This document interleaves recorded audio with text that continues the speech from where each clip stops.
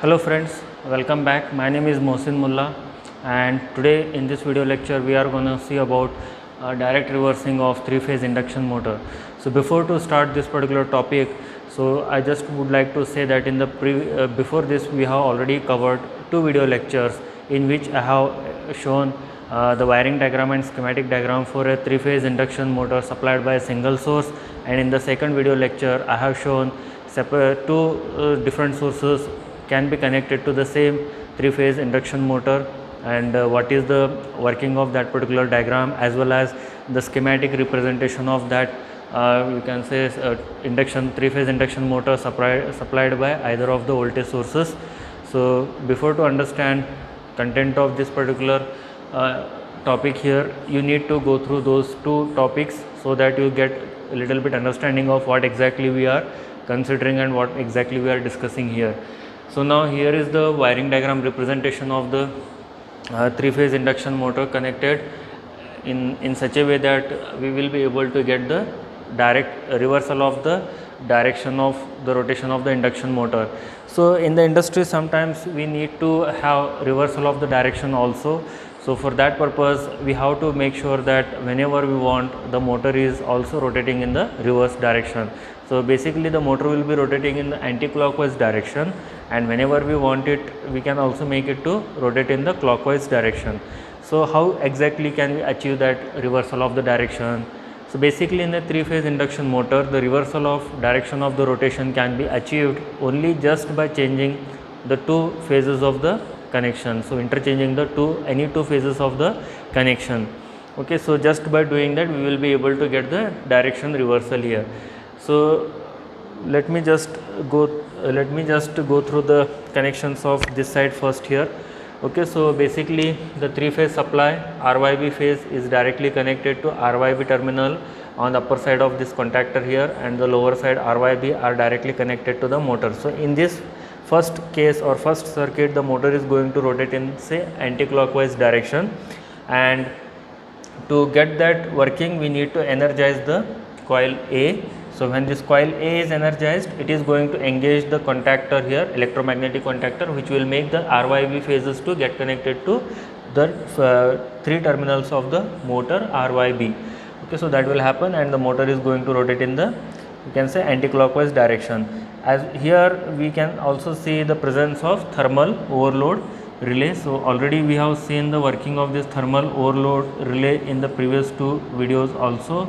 So what exactly it does is, whenever there is overloading of the motor, in that case higher current will flow in the input terminals of the motor, that causes heat production. So that heat will be sensed by the relay, and it is going to operate one contactor which will directly release the you can say directly turn off the motor.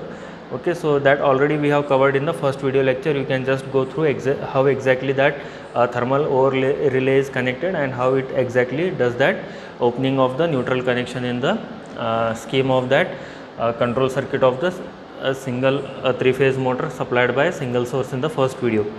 Okay, so now in the first case we have seen that by connecting RYB to RYB terminals we will be able to get the motor rotating in one direction. Now I want to do the reversal of the direction. So what I am going to do, so these three phases I am going to take as a separate here. Okay, so then I have to make arrangement that the phases are reversed. So therefore the lower three contacts I am going to connect to the lower side, but here what I am going to change is, so here upper side you can see still I have taken RYB, but on the lower side I am going to take the first terminal from the B, second terminal as it is Y, and third terminal from R. So therefore what I have done, so first and third, these two phases I have interchanged. So when the contactor is connected, then the R phase is now connected to the B phase of the induction motor, and B phase is connected to the R phase of the induction motor. So because of that, automatically the motor will start rotating in the you can say reverse direction than the earlier direction. Now it is going to rotate in clockwise direction. Earlier it was rotating in the anti-clockwise direction. So likewise, in this way we are going to obtain the reversal of speed of the you can say direction of the motor. So now here when this contactor will be operated, when the coil B is energized. Okay, so in that case only the contractor, this contractor here will be engaging these 3 terminals, and we will be able to get that reversal of the direction. Now we will see how exactly this happens with the help of this schematic diagram representation of the same wiring diagram. So already we have seen how exactly we can draw the schematic diagram here.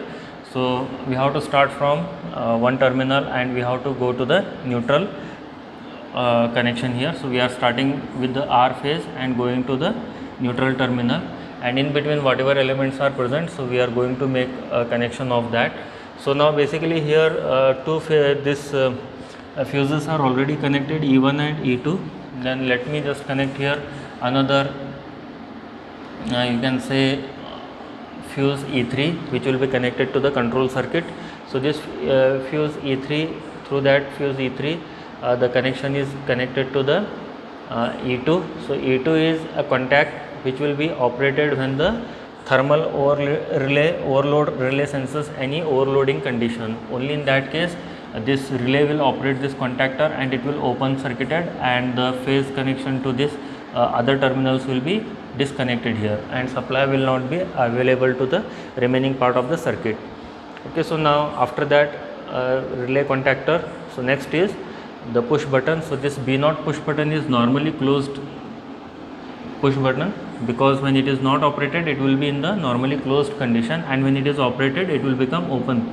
So with the help of this we will be able to turn off the motor. Okay, whenever we want we can turn off the motor, either it is running in the anti-clockwise direction or in clockwise direction, we can turn off the motor by using this push button B0. Then push button B1 is used to energize coil A, and it is energized with the help of a hold on coil A1. So when push button B1 is pressed, so it is going to make the contact between this phase and neutral, and these contacts are made with the help of another contactor here, another coil A1, which is called as hold on coil, because when you push the button B1 it is momentary only, later it will be released. At that time A1 will be holding the two terminals together, this phase and neutral, and it will be providing the continuous supply to the rest of the circuit, that is to the coil A. So when this coil A is energized, the first contactor here will be operated and it will give the direct 3-phase supply to the motor, and motor will start rotating in anti-clockwise direction. Now when we want to operate the motor in this anti-clockwise direction, when we are pushing the push button B1, at the same time in the second part of this circuit what is happening, you just observe, there is normally closed B1 contact for this. Okay, so here it is normally open contact and here it is normally closed contact for that. So what will happen when we push this B1, so this will be open circuited. This working I have already explained in the previous video lecture, as well as you can just go through this. So here it is already normally open condition and here it is normally closed condition, but when I push it, so this ends will get connected to these two terminals, and here these ends will be opened, because this here contactor end will be moved away from this. So therefore that will become from normally closed to normally open. So in that case, when it becomes normally closed to normally open, so no supply can be connected to the second part of the circuit. Therefore coil B will not be energized. So therefore the motor will not be rotating in the other direction, it will be rotating only one direction. Okay, so now when we want to rotate the motor in the clockwise direction, in that case we have to make use of the push button B2. When push button B2 is pressed, hold on coil B1 will be energized. So when this coil is energized, it will hold to the phase and neutral connections, and with the help of another coil A2, which is normally closed coil only, so it is going to connect to the coil B. When coil B is energized, so this contactor, electromagnet contactor, will be energized, and because of that it will get connected to this upper 3 terminals to the lower 3 terminals, which are now phase interchanged terminals, and therefore the motor will start rotating in the opposite direction, or say clockwise direction. Now another way we can make sure that the motor will not be running in the opposite direction when it is running in only one direction is with the help of these two normally closed contacts. Okay, so when A1 is energized, in that case this A2 will be normally closed to normally open, and when B1 is energized, in that case this B2 will be from normally closed to normally open. They will be operating like that. So they are interlocked with each other. So if energization of one coil will make the de-energization of the other coil. Okay, so in that way it will operate to make sure that at one time only either A or coil B is energized. Both the coils cannot be energized, because when one is operating, the other one will become open circuited. Okay, when this A2 is normally closed, B2 will be open circuited, and B2 is normally closed, A2 will be open circuited. So that will ensure that the motor is given only one type of supply and it is going to rotate in only one direction until and unless we want it to rotate in the opposite direction, which we can do with the help of manual operation of pushing the push buttons for both the directions. So here you can name this as forward direction, and here you can name this as reverse direction push button. Okay, for the reverse direction. So just for your understanding, you can give the two names here. Okay, so with the help of this schematic diagram, we can clearly understand how the reversal of the direction of induction motor can be obtained. I hope you have clearly understood the working of this reversal of the motor, and I hope you understood the schematic representation of the same. And I hope in future also you are going to learn some of more complicated circuits like that, and before coming to the next video lecture, you will be preparing the all 3 video lectures of this particular wiring diagram and schematic diagram of motor control circuits. Okay, till then,